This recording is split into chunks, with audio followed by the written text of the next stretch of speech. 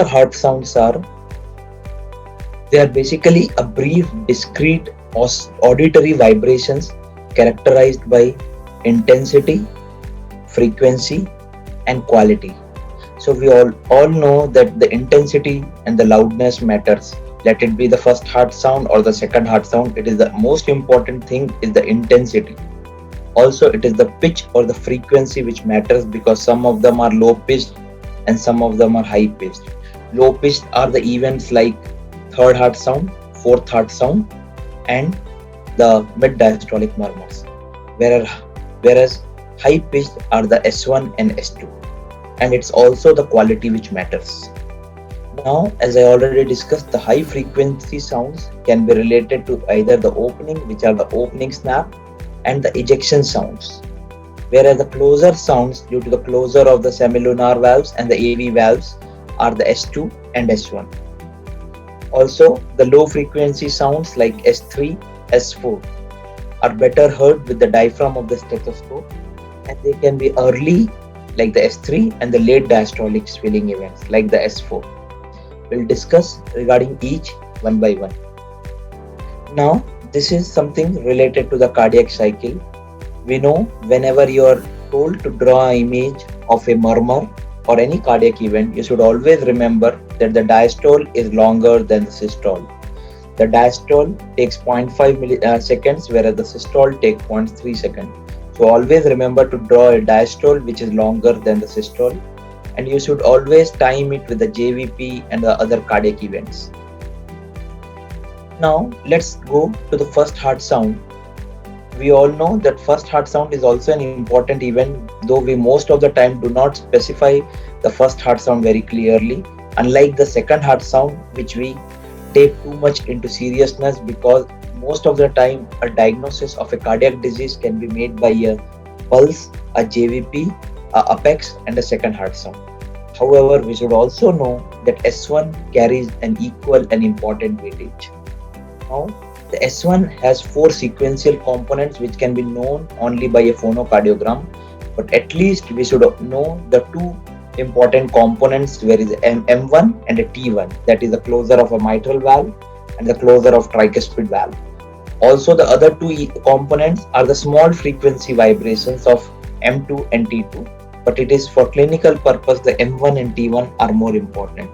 So the S1 we know is due to the closure of AV valves, that is the mitral and the tricuspid valves. So it is the small frequency vibrations which coincides with the beginning of LV contraction. So it starts at the beginning of systole after, and it is felt to be muscular in origin. It has 2 components, a M1 and a T1. The small frequency vibration, it coincides with the acceleration of the blood into the great vessel. Now, what produces a first heart sound is the sudden tensing of the mitral valve leaflet after the closure of the mitral valve. So, though it is due to the closure of the mitral valve, it is due to the sudden tensing of the leaflet immediately after the closure of the valve, which sets the surrounding structures like the chordae and the papillary muscle into the vibrations. So it is due to the vibrations of the surrounding structures like the chordae and the papillary muscles immediately after closing of the mitral valve leaflet. Now, we know in a normal valve, there is a complete coaptation of the valve leaflet. It means the valve leaflet closes completely and the final tensing. Both of these events are not simultaneous. So the final tensing is responsible for the M1, the event M1, the final tensing is responsible. Now let's go and discuss the factors affecting the first heart sound. Overall, there are 4 to 5 factors which influences the first heart sound, but most importantly, it is the structural integrity, which is the most important. Why? Because most of the events which causes a loud and a soft first heart sound are due to the structural integrity of the valve. Let us say is in severe chronic mitral regurgitation.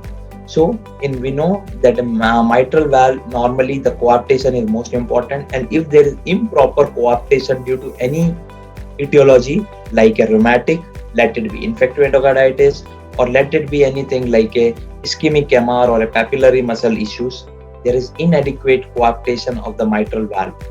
So it produces a soft S1. Again, in endocarditis, there is a loss of leaflet tissue which produces a soft S1. Now, again, the thickness and the mobility of the valve is important.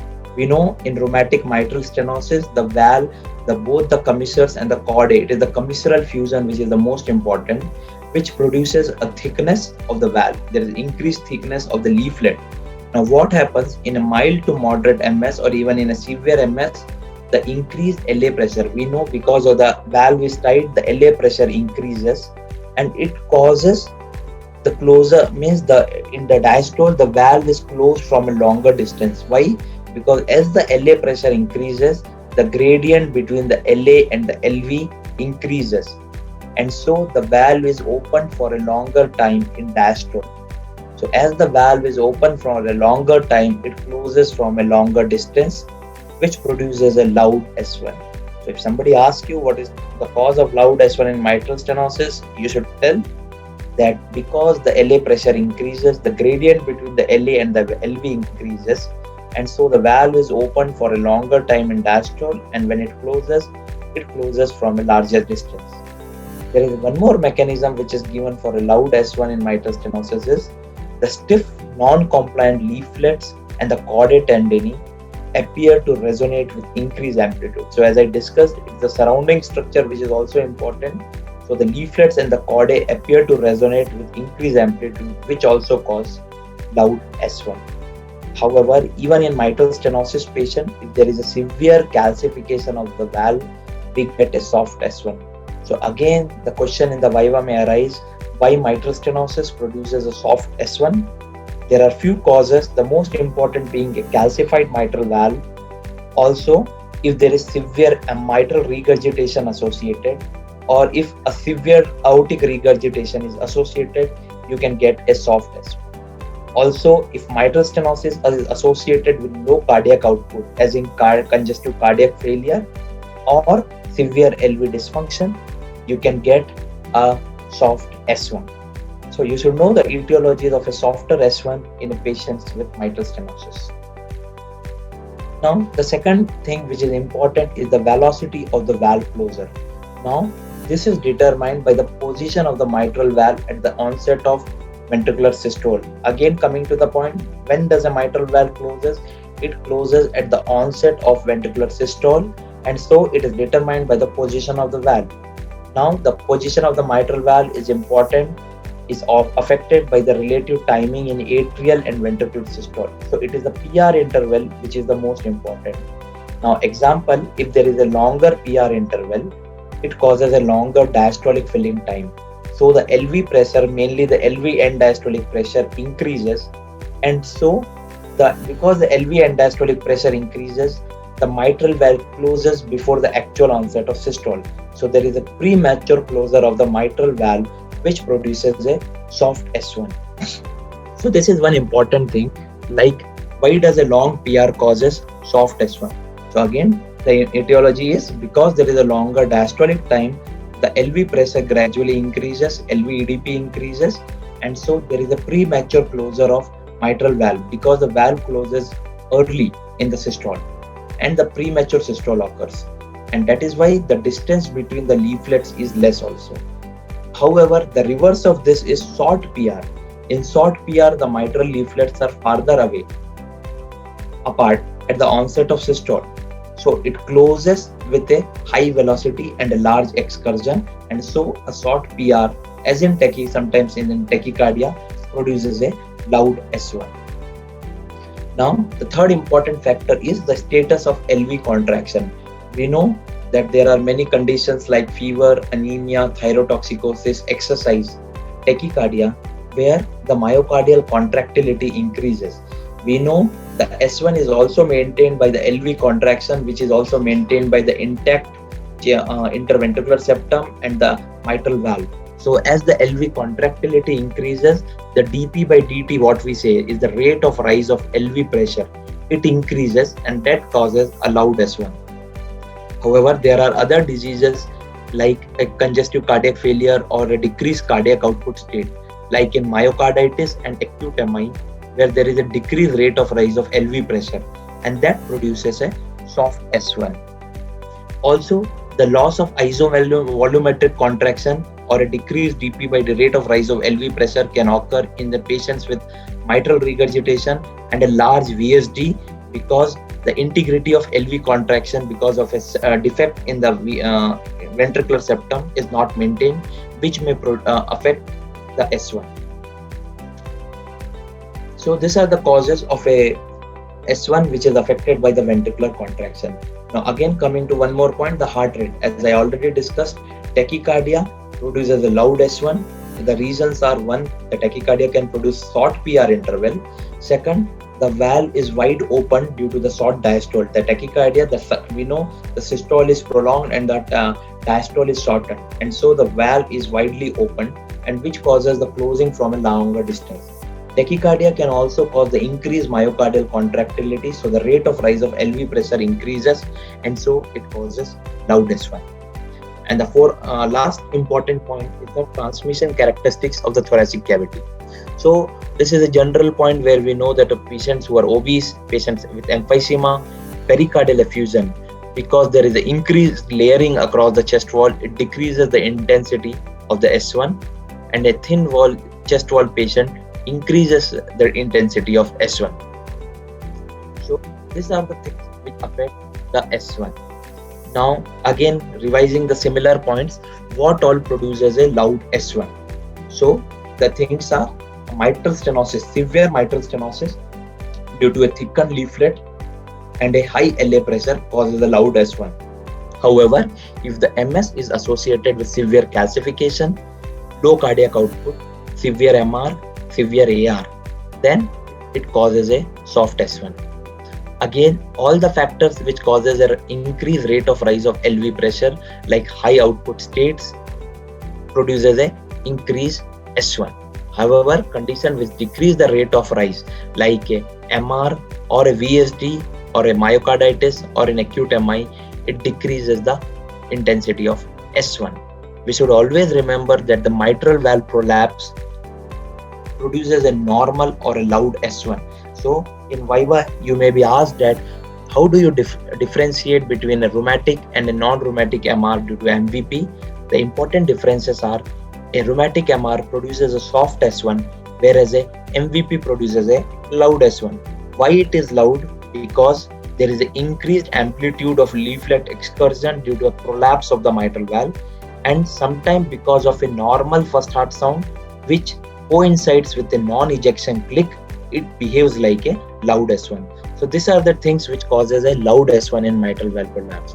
Also, in mitral valve prolapse, the murmur usually radiates to the base of the heart because it usually involves the anterior mitral leaflet, whereas a rheumatic MR usually affects the posterior leaflet, and so the murmur radiates to the axilla.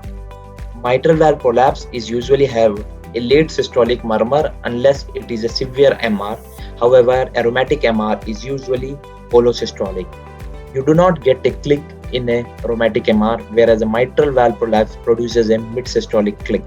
So these are the 4 points of differentiation between a rheumatic and a non-rheumatic MR. Now again, we know a shorter interval produces a loud S1, whereas a longer PR produces a soft S1, and other things like a tachycardia and bradycardia affects the first heart sound. The moral of the story remains: if you do not have a long or a short PR, and if you do not have a tachycardia, always suspect mitral stenosis if a patient has a loud S1. Now, when do you get a loud T1? There are very less causes which produces a loud T1, a loud first heart sound due to a loud T1. So the important cause are like a mitral stenosis, it's the tricuspid stenosis which is important, and ASD because it increases the flow murmur across the tricuspid valve, it causes a loud T1.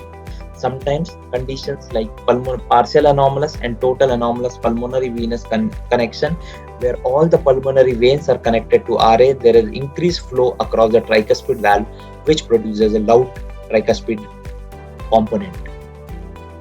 Now, coming to the conditions which produce a soft S1 are MR, mainly the rheumatic MR because it decreases the mobility, it causes poor coaptation of the valve, and as we know, the loss of isovolumetric contraction happens. Also, in case with calcific MS, we get a soft S1. Bradycardia produces a soft S1, and a prolonged PR interval produces a soft S1. Now, there are other etiologies besides this which produces a loud soft S1 due to the premature closure of a mitral valve. We know aortic regurgitation, chronic AR or even acute AR with LV dysfunction causes the left ventricular end diastolic pressure to rise. Because the LVEDP is elevated, it causes the premature closure of the mitral valve, and so we get a softer S1.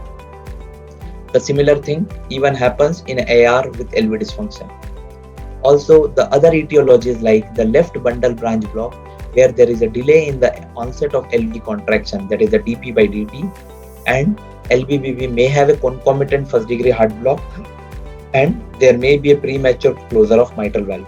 So these are the causes because of which the LVBB may cause a soft S1. Again, in acute MI, we may get a softer S1 because of associated mitral regurgitation, or a rate of rise of ventricular pressure is low, and if they have associated LVBB. So these are overall the causes of a soft S1. Now there are conditions where we get a variable S1. Many a times you will get a mitral stenosis patients with atrial fibrillation. So when you examine, in examination of the, when you discuss a S1, always tell S1 is varying intensity. So you should not tell S1 is loud or soft. There is varying intensity because in AF you get both the short RR cycles and long RR cycles. In short RR cycles, because of tachycardia, the LA pressure increases, which causes loud S1, whereas in the longer RR cycles it is relatively softer. So in the short RR cycles you get a louder S1. Similarly, S1 intensity and mitral valve closure velocity are closely related in AF. And again, in patients who have a complete heart block, we know a complete heart block produces AV dissociation. So clinically, if somebody asks you what are the triad of AV dissociation, we get first varying intensity of the first heart sound, second Canon A waves which are irregular and slow, and third variation in systolic blood pressure which is not related to respiration. So this is the clinical triad of a complete heart block or AV dissociation, that is a Canon A waves and varying intensity of first heart sound, and variation in BP which is not systolic blood pressure unrelated to respiration. So this is the triad of complete heart block. Any AV dissociation, let it be because of the ventricular tachycardia also, you can get a varying S1. Also in patient with flutter with variable conduction, and in patients with both pulses alternance and electrical alternance, we can get a varying intensity of the first heart sounds. Now let us come to the second important aspect of S1, which is the splitting. See, we discuss a lot about the splitting of the second heart sound. However, not much is discussed about the splitting of the first heart sound. However, you should always remember that the causes of splitting of the second heart sound closely relates with the splitting of the first heart sound. And we know, like in a second heart sound, A2 is followed by P2. In the first heart sound, M1 is followed by T1. So it can be electrical delay or a mechanical delay, similarly like a second heart sound. So what are the causes of electrical delay? Anything like a right bundle branch block, where the tricuspid component is delayed, or anywhere where the mitral component occurs early, like a LV pacing or ectopics from the left ventricle, there is a wide splitting of the first heart sound. Now, when does the mechanical delay happens? We know in a patient with Epstein's anomaly, which is a typical example. We know when you examine a patient with Epstein's anomaly, you get 5 to 6 sounds. That is a split first heart sound, split second heart sound. So second heart sound, you can get S3, you can get clicks, you can get S, and various sounds. So Epstein anomaly is typically associated with wide splitting of the first heart sound. It is due to the delayed activation and the increased RA pressure. Similarly, tricuspid stenosis and RM myxoma due to increased RA pressure is associated with wide splitting of the first heart sound. There are rare conditions which can cause splitting of the first heart, reverse splitting of the first heart sound. We will discuss in detail the reverse splitting of second heart sound, which remains or a paradoxical splitting, which is the most important thing. Reverse splitting is a first heart sound, though not much important, can happen in the delayed of the wide splitting, that is the RV pacing, RV ectopics, or a LBBB. LBBB produces both a reverse splitting of the first and a second heart sound. Similarly, RV pacing and ectopics produce both the paradoxical split of the second heart sound also. Also, in patients with mitral stenosis and LA myxoma, you may get a reverse splitting of first heart sound. Now, after this first heart sound, let's come to the second heart sound. Now, as I already discussed, second heart sound itself is a class. However, I'll try to keep it as brief as possible. However, it is the second heart sound where you will revolve around most of your questions. So, as compared to the first heart sound, the frequency is higher of a second heart sound because it is with the oscillations of and vibrations of the pulmonary and a aortic valve. The frequency is around 120 to 150 Hz. Events are associated with the closure of aortic and pulmonary valve, and there is a sudden deceleration of the retrograde blood flow into the aorta and the PA, which sets the entire cardiohemic system into vibration. We already know A2 is louder always than the P2, and the P2 occurs later than the A2. The mechanism, I'll just come to it now. Normally, the split of A2 and P2 is less than 30 milliseconds on expiration, and on inspiration it increases because one, the venous return increases, and so the RV ejection is late. There is one more etiology because on inspiration, because of the decreased intrathoracic pressure, the entire blood, the blood is pulled into the lungs, and so that there is a decreased cardiac output to the left side, and so the A2 occurs early. So this is the causes of a increased on inspiration. However, the most important thing is the inspiratory delay. Why the pulmonary ejection occurs late is the mechanism remains the hangout interval. Now, for those of you who do not know what is a hangout interval is, it is, if you define the hangout interval is a time between the actual crossover of the pressure between the aortic and the pulmon, between the RV to PA or the LV to aorta, and the actual closure of the valve. It means immediately after the crossover, we know once the RV pressure exceeds the pulmonary artery pressure and once the LV pressure exceeds the aortic pressure, the valve closes. However, the valve does not close immediately after this. It takes some time for the valve to close, and that this time is known as the hangout interval. This interval is more in the pulmonary circulation compared to the aortic circulation. It is around 80 milliseconds in pulmonary circulation and 30 milliseconds in aortic. Now, why this is more in pulmonary circulation? Because the distensibility of the vessels in more in the pulmonary artery. Like the pulmonary arteries are more distensible than the aortic vasculature. Second, there is a higher pressure in the aorta compared with the pulmonary artery. And it is also related to the capacitance, which is inversely related to the resistance of the pulmonary vasculature. The resistance in the pulmonary vasculature is high as compared to the aortic resistance. So these are the factors which lead to a higher hangout interval in the pulmonary circulation compared with the aortic circulation. Now, it is not entirely the hangout interval which is related to the delayed closure of the pulmonary valve with inspiration, because the second thing which contributes is RV ejection time. So almost 2/3 is contributed by the hangout interval during inspiration and 1/3 is contributed by increased RV ejection. We know there are causes like atrial septal defects, there are causes like RV dysfunction, there are causes like pulmonary stenosis where the RV ejection is delayed, and that is why we get a wide splitting of the second heart sound. So the hangout interval is more in the pulmonary circulation, causes I told, and why this hangout interval causes a delayed closure of the pulmonary valve. Now,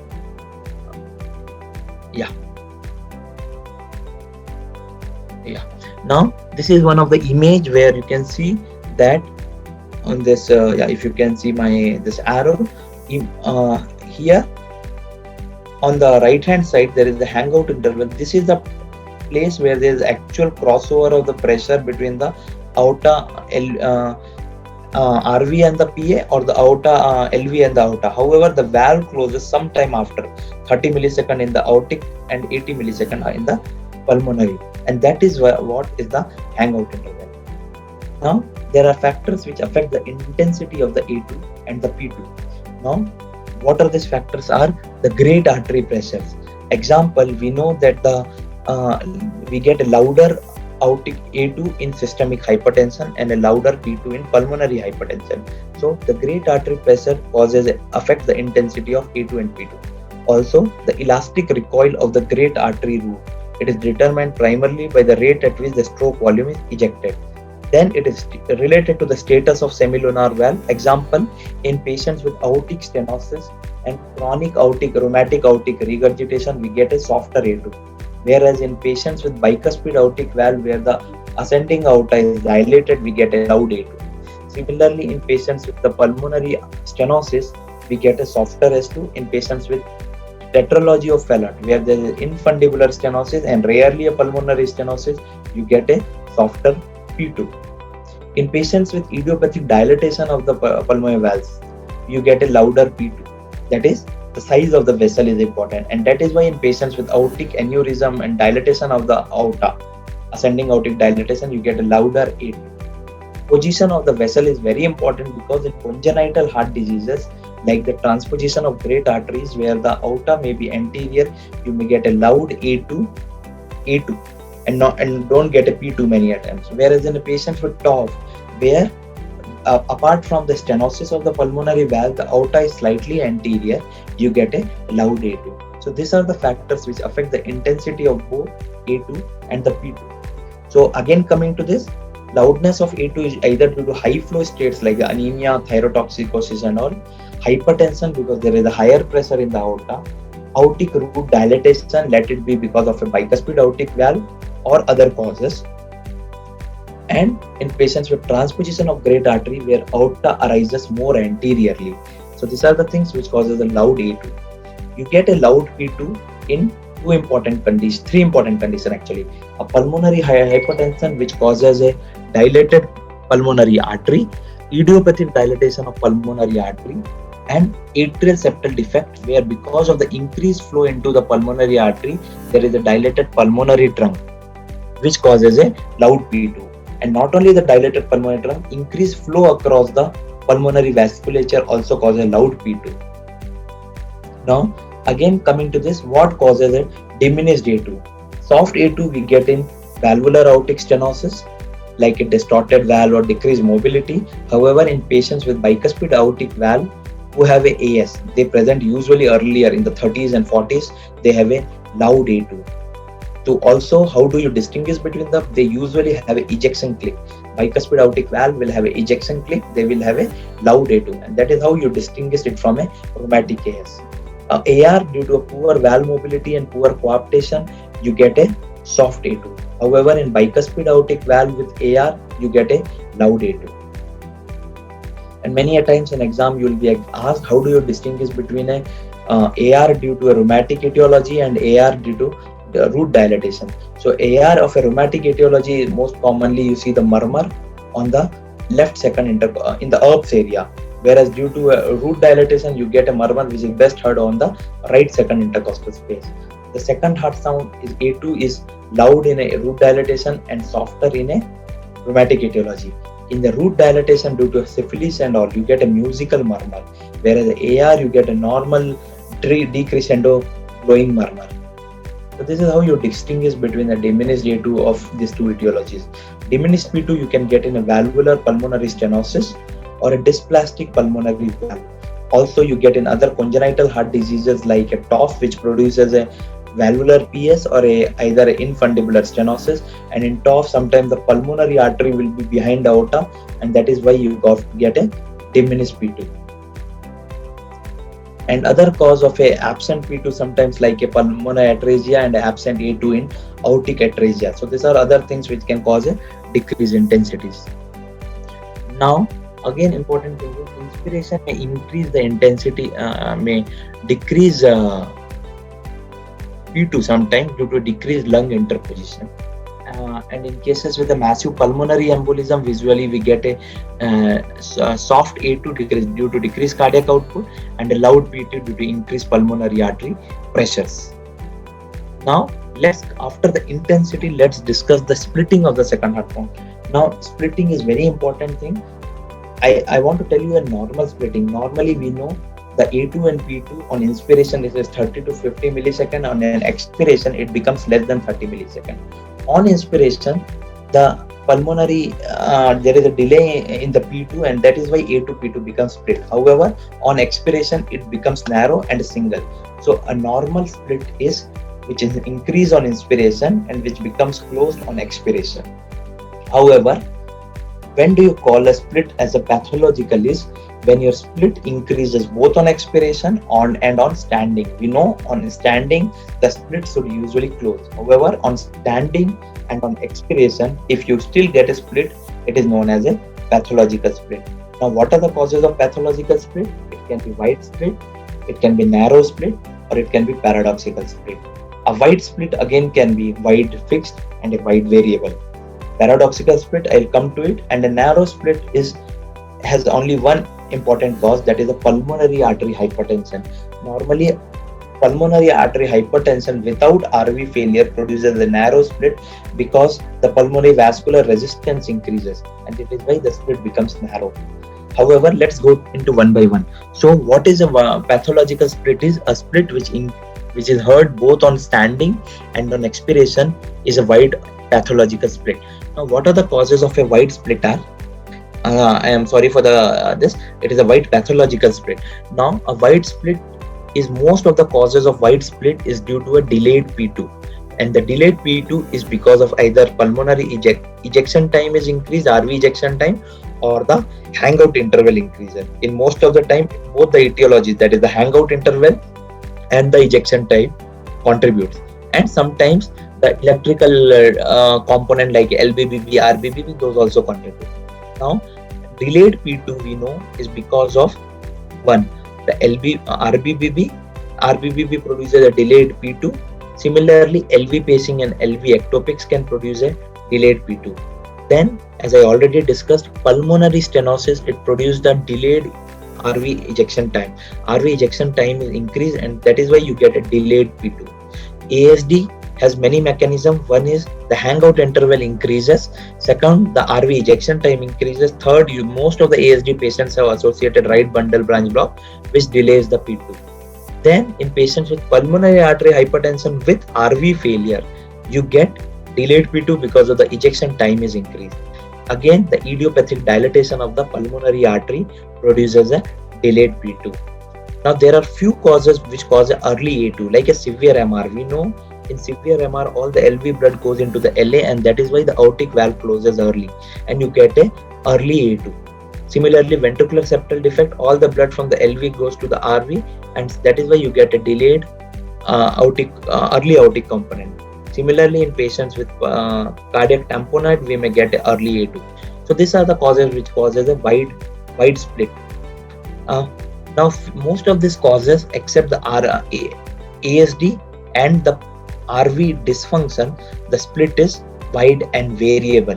However, in ASD and in RV dysfunction, the split is wide and fixed. Now, why in ASD you get a wide and fixed split is once both a wide split, there is no doubt, it is because of the increased hangout interval and RV ejection time. Why you get a fixed split is, we know that on inspiration the RV in RA blood increases and RA blood goes to the RV. However, on inspiration there is a decreased blood into the LA, so the shunting from LA to RA decreases. On expiration, what happens? The venous return to the RA decreases. However, the similar venous returns comes to the LA, and LA to RA shunting, the shunt increases, and that is why the split is fixed during both the inspiration and the expiration, because the similar amount of blood flow comes into the RV both during the inspiration and expiration. However, we know in RV dysfunction, because the RV cardiac output is fixed, we get a fixed split. Now, the second important is the paradoxical split, which is also known as a reverse split. Now, I don't want you to confuse with the types of your paradoxical split, which are 3 by phonocardiogram, but it is only the type 1 paradoxical split which is heard clinically. Now, what is a paradoxical split? Is normally we heard here A2 and P2. In a paradoxical split, we get a P2 and then the A2. However, the only way to decide clinically is normally you should not get a split during the inspiration, but you should get a split during the expiration, and that is how a classical paradoxical split is defined. You don't get a split during the inspiration, but you get a split during the expiration. So in expiration you get a P2 and you get a A2. Kindly do not confuse with my slide. Just remember this: in expiration you should get a split, in inspiration it is almost single, and in expiration it becomes P2 and A2. Now, most of the causes of a paradoxical split are due to a delayed A2. So A2 crosses the P2 and causes a reverse split. And as you know, most of the causes are either electrical delay and a mechanical delay. The electrical delay is due to LVVV, it can be RV pacing, or it can be because of RV ectopics. But a mechanical delay is most important. We see in cases with severe aortic stenosis, we see in patients with hypertrophic cardiomyopathy, and even in patients with severe LV dysfunction, you can get a paradoxical split. So these are the causes of a paradoxical split, both a delayed A2. Rarely we can get a early P2 where it is due to a tricuspid regurgitation or a type B WPW. A type B WPW, we can rarely get a paradoxical split. Even one of the important congenital heart disease which causes paradoxical split is patent ductus arteriosus. Because in patent ductus arteriosus, the aortic hangout interval increases, and that is why the aorta A2 comes after the P2, because the aortic hangout interval increases. Narrow split, as I already discussed, is seen only in cases with pulmonary artery hypertension. Now, coming to a single S2, you can get a single A2, you can get a single P2, as I already discussed. So you can get the single S2 in aging, where you get an early P2 and a delayed A2, and most of the important causes are pulmonary atresia or a aortic atresia, and then you can get in pulmonary stenosis. You get a single S2. Many a times you get in TOF a single S2. Most of the congenital heart disease, that is a TOF physiologies, have a single S2. You do not hear a P2, or on the only thing you hear is aortic component, because aorta is either anterior or aorta is loud. And sometimes in patients with a VSD and Eisenmenger, you get a single S2. And in patients with MR, VSD and all, because one of the heart sound becomes obscured by the murmur, you may get a pseudo single S2. Now, coming to the next important heart sound, which is the S3. There are various. We know that the diastolic events, it can be early filling, that is most of the blood fills to the LV in the early time, and then is the atrial contraction, which produces a S4. Usually S4 most of the times is pathological, whereas S3 can be physiological in newborns and infants, and even in pregnancy S3 is considered physiological. Now there are various mechanisms of production of S3. The theories are called the impact theory, ventricular theory, and the valvular theory. I won't go into detail, but the most important thing is the ventricular filling occurs early in the diastole. If there is a resistance in the filling of the ventricle, this because of any cause, then it produces a pathological S3. So normal physiological S3 is produced by the rapid filling of the ventricles. However, if there is an obstruction, not to the AV valve, but by any other causes, it can produce a pathological S3. Now we know the S3 follows the A2 by around 140 to 160 milliseconds. Now one important thing is, why is this important? Because many a times they may ask you the difference between the A2 OS and the A2 S3. We should always know the S3 occurs only after the valve is open. So only after the opening snap, which is due to the valve opening, the S3 can occur. Opening snap occurs around 80 to 120 milliseconds after A2, whereas S3 occurs around 140 to 160 milliseconds after the A2. And if you get a gallop rhythm, that is the auscultatory phenomenon of tripling and quadrupling of heart sound, it remains the canter of a horse, which is a traditional teaching. Now, Let's go into the causes of S3. There is a normal S3 in children, in infants, in young adults, and in hyperkinetic states we know, like in anemia, thyrotoxicosis, and even in pregnancy. Now, sometimes in diastolic overload states like acute MR and acute AR, we get LVS3. Again, S3 can be a sign of severity of some congenital heart diseases like VSD and PDA cause increased flow murmur, flow MDM across the mitral valve and LVS3 across the mitral valve along with cardiomegaly.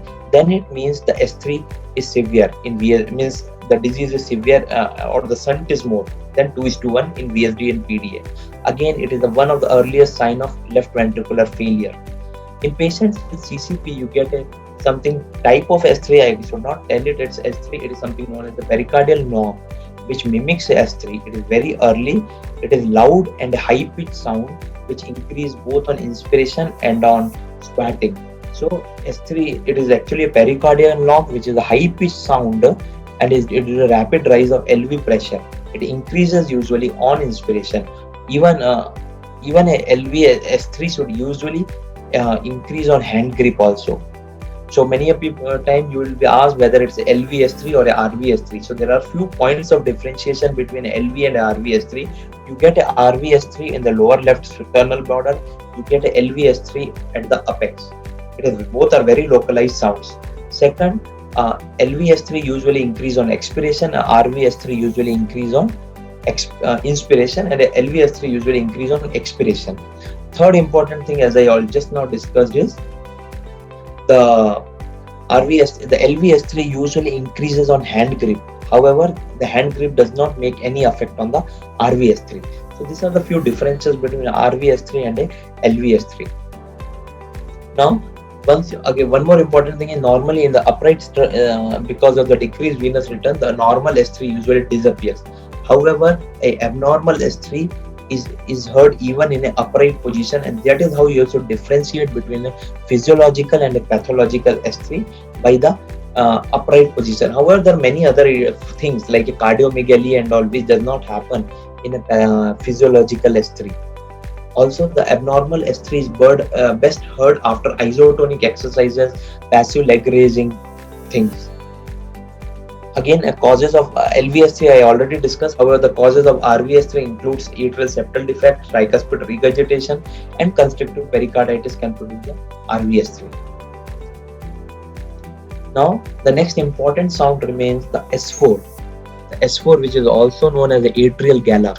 It is also called as a presystolic gallop.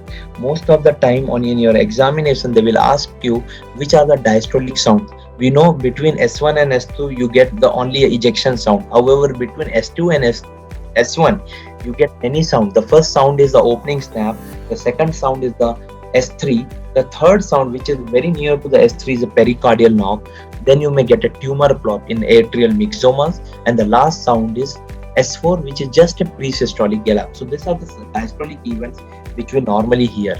It is again low frequency sound. The frequency is only 20 to 30 hertz, and it is called I think most of the time S4 is heard only by the stiffening of the right ventricle or the left ventricle. Most of the causes are left ventricle, like a systemic hypertension or a coarctation of aorta or a hypertrophic cardiomyopathy, or in patients with coronary artery disease or ischemic cardiomyopathy who have stiff LV. Similarly, in the right ventricular side, it can be pulmonary stenosis or any PAH which causes the RVH. So these are the causes of actually S4.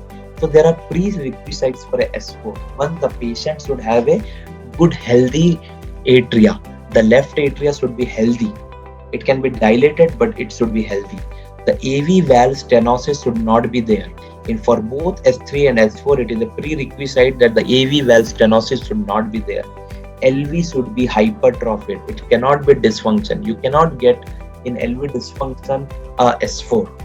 So LV should be hypertrophied and not dysfunctional. And most important thing, you should have a sinus rhythm. Only in patients with sinus rhythm we expect a S4. In atrial fibrillation, we do not expect a S4. So these four are the prerequisite of a S4. Now, You know, it's mostly audible in the elderly due to a rigid ventricle, and it is best heard at the cardiac apex. Most of the people will ask you what is the difference between LV S3 and S4.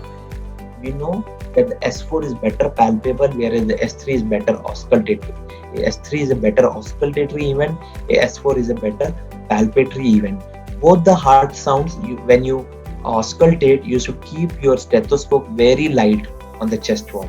Once you make it very hard, you may not be able to auscultate this, because keeping only soft on the chest wall, your stethoscope will make you this events here even better.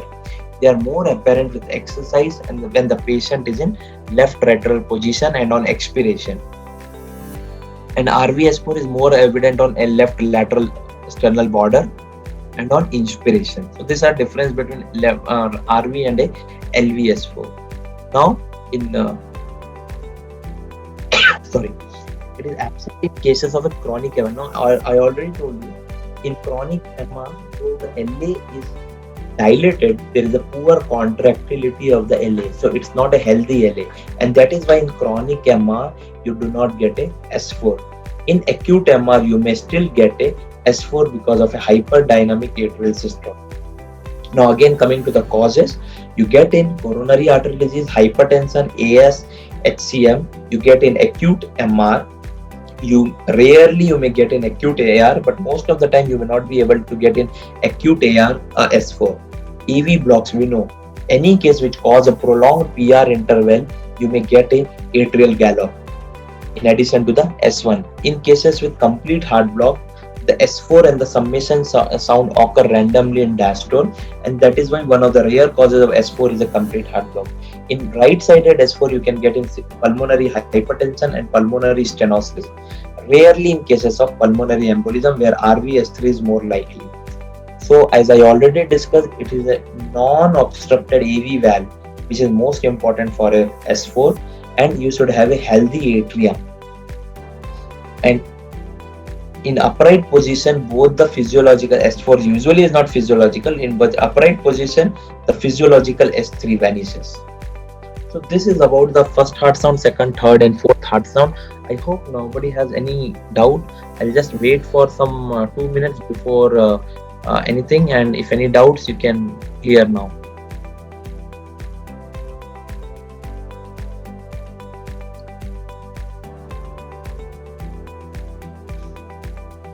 Sanket? Not received any question yet, sir. Okay. You have anything to ask? Related or anything? No. Just 1 second, let me check it. I'm going slow and yeah. So I'll continue with the next thing, which is the ejection sound. Now, the one of the most important thing are the ejection sound. Now, why are they important? Because the etiology limited to the valve most of the time, though it's not exceptionally true, because you can get ejection sounds even in vascular compartment, but most of the time it relates to the valve. So it can be valvular clicks and it can be vascular. So these ejection sounds are usually clicks.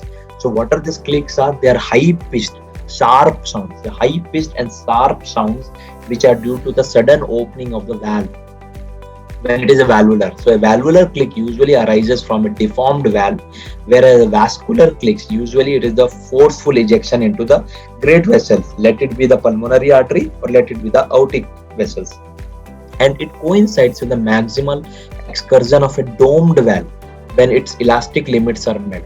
So the maximal excursion of a doming, like in a pulmonary stenosis, when its elastic limits are met, you may get a click. And the mechanism is due to the deceleration of the oncoming blood column. It sets the entire cardiohemic system into the vibration. It's a high frequency, a sharp sound, and its intensity correlates with the mobility. That is why I always tell in a patients with severe pulmonary stenosis and aortic stenosis, which is very calcified, you do not get a ejection click. Now, ejection sounds across the semilunar valve stenosis. So one of the most important cause of a valvular pulmonary stenosis click is pulmonary stenosis. You do not get when it becomes calcified. Similarly, in case of aortic stenosis, you see only in a patient, young person, 40 to 50 years, who has a bicuspid aortic valve click. You do not get in patients with a degenerative aortic stenosis or a acquired valvular aortic stenosis. Most commonly, it is seen in a bicuspid aortic valve. Now, one of the important thing about a pulmonary stenosis valvular click is you will always be telling that it is a uh, uh, phasic click. Now, what is a phasic click is? It is the only right-sided event which decreases on inspiration. We know almost all the right-sided events increase on inspiration. However, a pulmonary stenosis valvular click is the only right-sided event which decreases during inspiration. Now, why does this happen is, in a patient with pulmonary stenosis on inspiration, the RV pressure increases, we know. So the RV end diastolic pressure increases beyond the pulmonary artery systolic pressure. So the RV end diastolic pressure increases beyond the pulmonary artery systolic pressure, and that is why this valve is closing from a longer distance and it suddenly closes. So the maximal excursion occurs. Why? Because RVEDP has gone beyond the pulmonary pressure, and then there is the earlier closure which produces a loud from a shorter distance, because RVEDP has prematurely started closing before the pulmonary valve, and that is why the excursion becomes slow, and that is why it decreases on inspiration. Again, I'll repeat, RA pressure increases, RV pressure increases on inspiration. So normally the RVEDP, which take time to go beyond the pulmonary artery pressure, there is a premature RVEDP which has gone increase more beyond the pulmonary artery pressure, and that is why it closes before its normal event, and that is why it is closer from a shorter distance, and that is why it is decreases. This click decreases during inspiration. So I think this is one mechanism which you should all know, because it is one of the only cause of a valvular click of the right side. All others are vascular clicks of the right side, like you see in pulmonary artery hypertension, you see in Eisenmenger syndrome. Again, it's a form of pulmonary artery hypertension. You get in idiopathic dilatation of the pulmonary artery. So these are the other causes of the clicks which you see in the right side. Again, if you ask me the clicks on the left heart, again, do you get a valvular click on the left heart? Yes. The most common cause is a bicuspid aortic valve, but there are many other causes which produces a vascular click on the left side. Like you get in high flow states like anemia, thyrotoxicosis. You also get in systemic hypertension. You get in tetralogy of Fallot. In most of the patients with tetralogy of Fallot, because of the increased flow, we can get a click. So these are the causes of the clicks on the left heart, left side of the heart. Now, we also divide the clicks into ejection clicks and non-ejection click. Most of them, what we discuss now, are the ejection click. It is related to the ejection of the blood. But there are things which are not related to the ejection, and these are known as non-ejection sound. So the typical example is the mitral valve prolapse. You know, a mitral valve prolapse produces a non-ejection mid-systolic click with a late systolic murmur with a normal or a loud S1. So somebody asks you what is a typical thing about a mitral valve prolapse murmur. It is a late systolic murmur with a mid-systolic click. It is associated with a normal or a loud S1, and the murmur radiates better to the base of the heart than the axilla. That is what a characteristic mitral valve prolapse murmur is described. Also, we get in tricuspid valve prolapse a non-ejection sound. So these are the few things. Now, one of the important things I'll just cover here is, we know that most of the like on standing, most of the murmur of the right side and the left heart decreases. However, on standing, the blood flow to the LV decreases, so the mitral valve prolapse occurs earlier. Now, what happens when the prolapse occurs earlier? The click occurs closer to the A2, and that is why the murmur duration increases. Again, I repeat, when you stand, the blood into the LV decreases. So when the blood to the LV decreases, the prolapse becomes more. When the prolapse becomes more, the moves closer to the A2, and so the length of the murmur increases, whereas the intensity of the murmur, late systolic murmur, remains the same. It is only the length which increases and not the intensity, and this is purely related to the click which moves earlier and goes closer to the A2. As compared to that, in a patient with squatting, the prolapse occurs later. Later the prolapse, and so the duration of the murmur decreases, the intensity remains the same. And this is very similar to in a patient with hypertrophic cardiomyopathy. In patients with hypertrophic cardiomyopathy, what happens on squatting? The blood flow to the LV increases. Once the blood flow to the LV increases, there is more blood in the LV, so the SAM, or the systolic anterior motion, that decreases, and that is why the intensity of the murmur decreases. So this is one thing which you should know, which I'll come to when I discuss the murmur in the next class, but this is one thing which you should know. Now the next important diastolic sound is the opening snap. Now what is the opening snap? The first question which they will ask you in your exam is the mechanism of opening snap, and opening snap is nothing but the sound which is produced due to the sudden stoppage of the opening movements of the valve. Now we know when the LA pressure increases in mitral stenosis, the valve is very stenotic. Now before the valve opens, the valve is just about to open, but there is a sudden stoppage of the opening movements of the valve. Why? Because there is a tensing of the leaflet, the mitral valve leaflet, there is a tensing, and that produces a opening snap. Before it opens, there is a sudden tensing of the mitral valve leaflet, and that is what you have to answer in the exam. It is a sudden tensing of the mitral valve leaflet before it opens, and it represents the isovolumetric relaxation time. It represents the isovolumetric relaxation time. It starts immediately 80 to 120 or 60 to 100 or 80 to 120 millisecond after the A2. And that is what is the opening snap. It is a very high pitched sound, and it is a sharp sound. It is best heard medial to the apex. Best heard medial to the apex. It may or may not be widely audible. Some people say it can be widely audible. Some people do not agree, but it can be widely audible. In patients with atrial fibrillation, you do not get a opening snap. Similarly, in patients with a calcified valve, severe calcified mitral stenosis, you do not get a opening snap. Now, one of the important thing is, because there are only two things in examination, or three things or four things you can say, which decides the severity of mitral stenosis.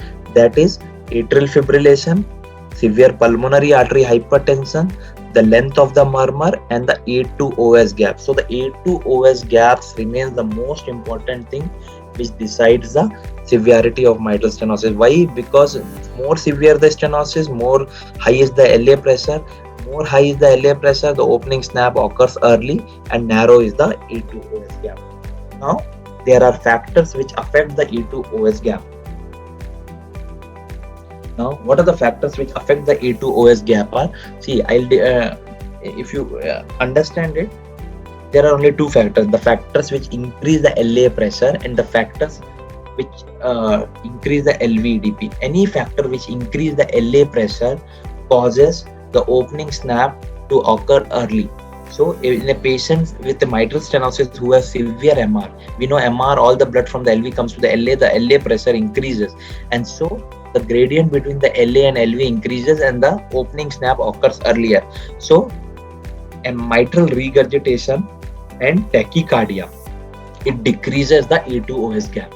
So tachycardia, because the diastole is decreased, the LA pressure is increased, the filling of LA to LV decreased, but LA pressure rises, and that is why A2-OS gap is narrow. In patients with MR, the LA pressure rises, the gradient increases, and that is why the opening snap of the A2-OS gap narrows. All other factors which increase the left ventricular LVEDP, it causes a gradient of LA to LV decrease. Why? Because normally the LVDP is 8 to 10. When the LA pressure, suppose the LA pressure is 25, and now any factor which increase the LVDP, let it be systemic hypertension, let it be chronic aortic regurgitation, let it be a aortic stenosis, all of this increases the LVEDP. When the LVDP increases, suppose it becomes 15, the gradient from LA to LV decreases obviously, and that is why the opening snap occurs later. So all other causes like hypertension, aortic stenosis, aortic regurgitation, it increases the A2 and OS gap. Again, the bradycardia which prolongs the diastole, and so the diastolic LA pressure decreases, it increases the A2 OS gap. So I always should tell you, you should remember the causes which increases the A2 OS gap and which decreases the A2 OS gap. Again, in atrial fibrillation, in a short RR cycle, that is a tachycardia cycles, the A2 OS gap shortens, whereas in a longer cycle, the A2 OS gap widens. Now there are many other causes of A2 OS gap which we don't discuss practically, but if somebody asks you theoretically, the stenotic A2 opening snap causes are mitral and tricuspid stenosis.